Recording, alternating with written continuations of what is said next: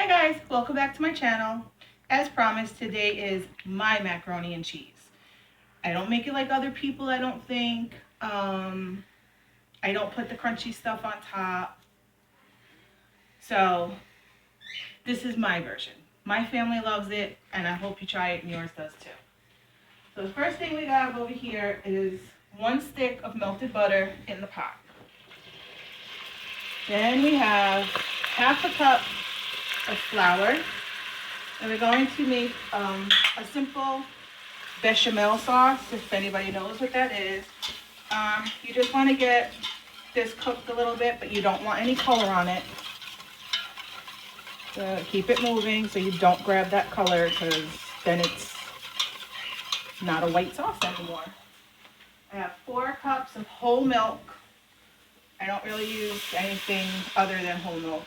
And I put in about a third, a quarter, and get this all incorporated. This really does come together pretty quickly. You know, you don't really want the lumps. So when the lumps are gone, as you can see, no more lumps, starting to thicken, I'll put in the rest of the milk. Like I said, that's 4 cups whole milk. To this, I will add just a little salt, not a lot, because the cheese is a little. Cheese has salt. We all know my black pepper.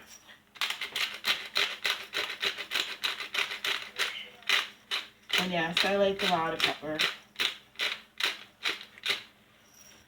Yeah, like I said, I know a lot of people like to do the toasted breadcrumbs on top and things like that, but my family's not a big fan, so I don't do that. So we just whisk away. When that starts to thicken, we're gonna add cheese. The way I do this, I always start out with a base of 8 ounces of cheddar cheese, sharp cheddar. Then honestly, I just go with whatever I have left over in the refrigerator. We had a little bit of mozzarella,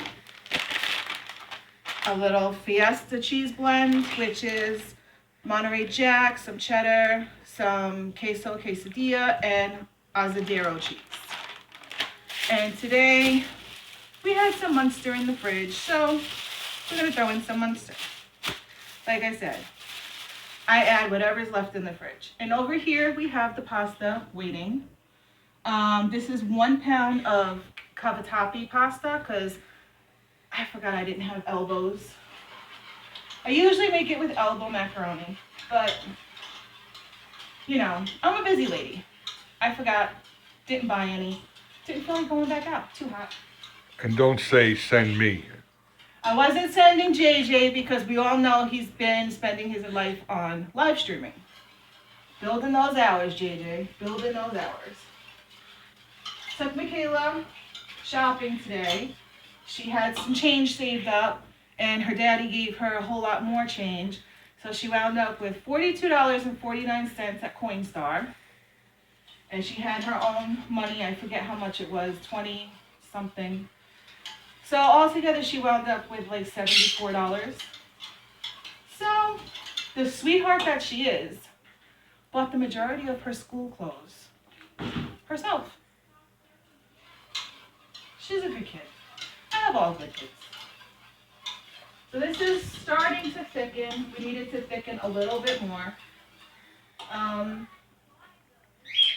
I'm not going to stick it in the oven just yet because I am going to do Mama Q's Goodfellas trivia, because I love Goodfellas. It's one of my favorite movies.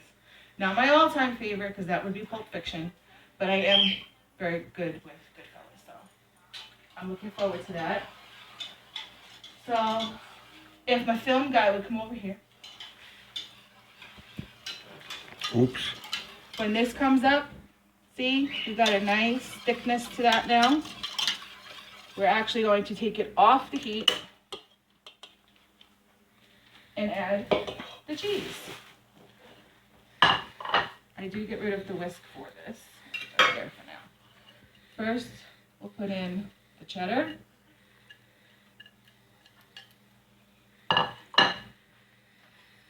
And start stirring that around. And if everything doesn't melt perfectly, which it usually does, it will, because you're going to bake this too. Then we'll put in some of the mozzarella. Again, I don't measure a whole lot. I do it a lot by eye, but I'm going to say it's probably about a half to a cup of mozzarella. And again, this is for 1 pound of pasta. Same thing with the Fiesta blend.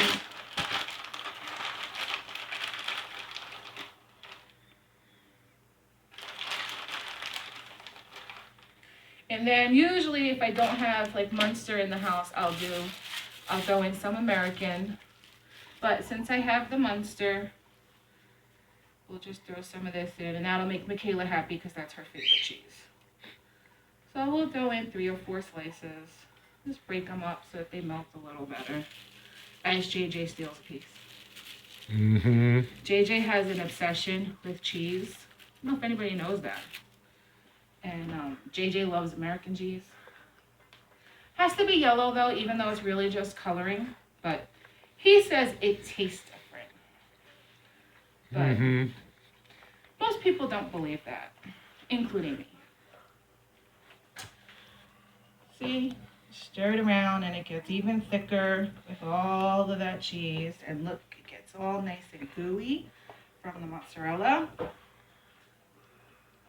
Stir, stir, stir. Then we put them together.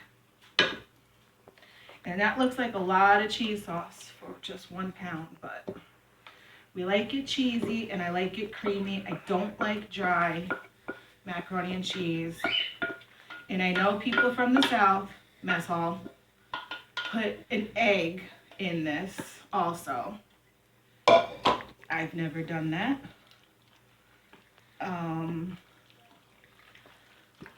So I've had it that way and it's good, but I've just never myself done it. And then I will take this, and this is vintage Corningware. Not a lot of people on YouTube know this, but I have an addiction to vintage Corningware. This is one of my pieces. I have a lot of vintage Corningware, but I do use it. I don't leave it on a shelf, but I do collect it. And this particular piece, the butter bowl, the butter dish, took me 2.5 years to find. Literally, I was on a mission, and I finally found one. Any of my friends out there see one of those? Let me know. Because I'm always looking for another one of those because they're very hard to find. So this vintage Pyrex is usually my macaroni and cheese pan. It holds the pound with all the cheese. And there you have it. Now, when we're ready to eat, I will pop that in the oven until it starts to brown, get a little bubbly. And then come back later and I'll show you the finished product because we have some ribs to go with that. So thanks for watching. Bye guys.